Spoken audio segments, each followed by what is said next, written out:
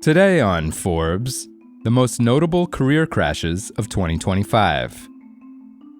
For over a decade, Forbes has been chronicling the year's most notable career crashes, highlighting the entrepreneurs, CEOs, politicians, and celebrities whose professional descents shed light on the consequential and buzzy issues of our time. Some, like Sean P. Diddy Combs, continued their fall from last year. The rapper and music mogul was sentenced this year to 4 years in federal prison on 2 prostitution charges. Education startup founder Charlie Javis, who made our 2023 list of most notable career crashes, was sentenced to 85 months in prison over her scheme to defraud JP Morgan of $175 million.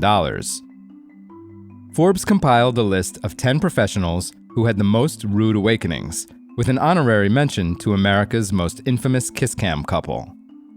Here are a few names on our list from the most notable career crashes of 2025. Justin Baldoni and Blake Lively.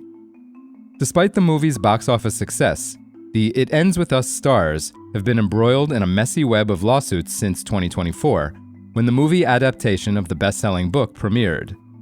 Lively accused Baldoni of, quote, retaliating against her for reporting sexual harassment and workplace safety in a December 2024 suit, which he then countersued in a $400 million defamation suit. A judge dismissed Baldoni's case in July 2025, although discovery is still underway in Lively's original suit. Still, so-called Baldoni-gate has impacted their careers on and off the screen. Baldoni was immediately dropped by his talent agency, and his production company, Wayfarer Studios, has not announced any new productions since the September release. Lively's canned drinks company, Betty Booze, and new hair care line, Blake Brown, have dipped in sales. Puck reported Blake Brown is poised to make less than $15 million in total sales this year, down from the initially projected $100 million. Another name on our list is former NBA head coach Chauncey Billups. It's not often you hear of the mafia these days, but a joint federal investigation into an alleged insider sports betting conspiracy across 11 states saw the head coach of Portland's NBA team, the Trailblazers, Billups, in handcuffs this October. Billups, along with 30 other defendants, is charged with rigging illegal poker games. He was immediately placed on leave by the NBA, suspended indefinitely from the Trailblazers, and has pleaded not guilty while being held on a $5 million bond. The indictment was unsealed at the same time as one alleging 6 current and former NBA players made bets based on non-public lineup and injury information. Both cases are at the center of sports gambling discourse as states push to legalize sports betting. Here's a name you might not be as familiar with: Ashley Buchanan, the former CEO of Kohl's.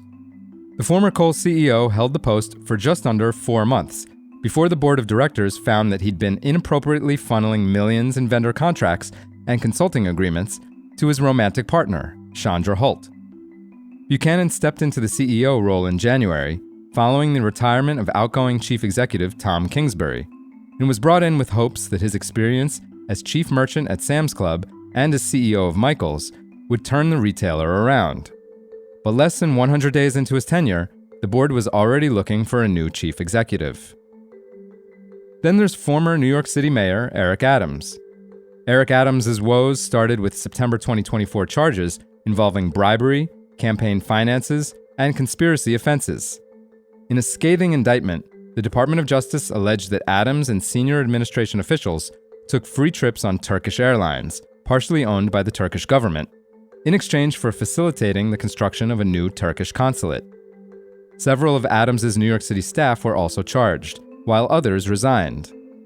Adams appeared to be the next to be ousted from City Hall, with an approval rating of 20%, until President Donald Trump pushed to have his case dismissed in April in exchange for his cooperation on immigration policies. Charges dismissed, he continued to run for re-election as an independent, but ultimately dropped out of the race in late September. For full coverage and to see the whole list, check out Maria Gracia Santillana Linares' piece on forbes.com. This is Kieran Meadows from Forbes. Thanks for tuning in.